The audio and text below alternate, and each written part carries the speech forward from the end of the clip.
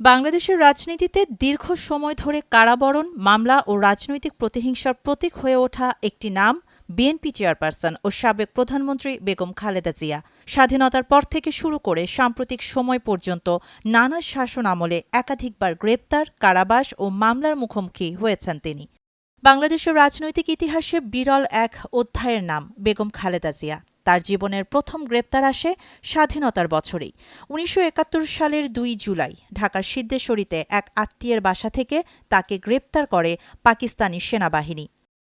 এরপর ১৯৮২ সালের ৩ জানুয়ারি বিএনপির প্রাথমিক সদস্য হিসেবে দলে যোগ দেন খালেদা জিয়া। রাজনীতিতে সক্রিয় হওয়ার পর থেকেই গ্রেপ্তার যেন তার জীবনের নিয়মিত সঙ্গী। এরশাদ বিরোধী আন্দোলনের সময় ১৯৮৩ সালের ২৮ নভেম্বর, ১৯৮৪ সালের ৩ মে এবং ১৯৮৭ সালের ১১ নভেম্বর এই ৩ দফায় তাকে গ্রেপ্তার করা হয়। ২০০৭ সালের ৩ সেপ্টেম্বর তত্ত্বাবধায়ক সরকার আমলে দুদকের দায়ের করা মামলায় পুত্রসহ গ্রেপ্তার হন খালেদা জিয়া।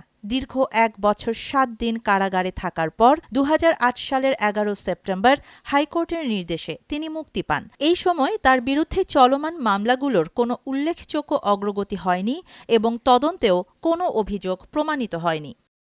২০১৮ সালে শেখ হাসিনার নেতৃত্বাধীন আওয়ামী লীগ সরকারের সময় আবারও কারাবরণ করতে হয় সাবেক এই প্রধানমন্ত্রীকে। জিয়া অরফানেজ ট্রাস্ট ও জিয়া চ্যারিটেবল ট্রাস্ট দুর্নীতি মামলায় তাকে মোট ১৭ বছরের কারাদণ্ড দেয়া হয়। ২০১৮ সালের ৮ ফেব্রুয়ারি তাকে গ্রেপ্তার করে পুরান ঢাকার নাজিমুদ্দিন রোডের কেন্দ্রীয় কারাগারে পাঠানো হয়।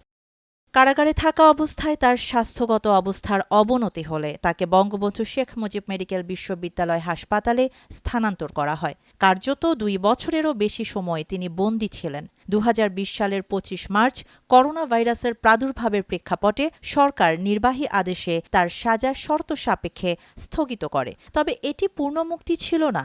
আইনগতভাবে তিনি গৃহবন্দির মতো সীমাবদ্ধতার মধ্যেই ছিলেন। ২০২৪ সালের ছাত্র আন্দোলনের পর দেশের রাজনৈতিক প্রেক্ষাপটে পরিবর্তন আসে। সেই প্রেক্ষাপটে রাষ্ট্রপতির নির্বাহী আদেশে তার সাজা কমিয়ে আনা হয় এবং একই বছরের ২৭ নভেম্বর দুর্নীতি মামলায় খালেদা জিয়া খালাস পান।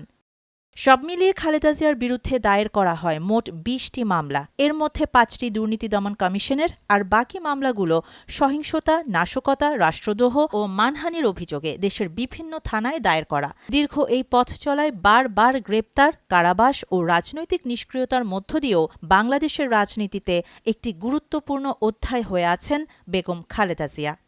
শাহানা জাহান, নয়াদিগন্ত।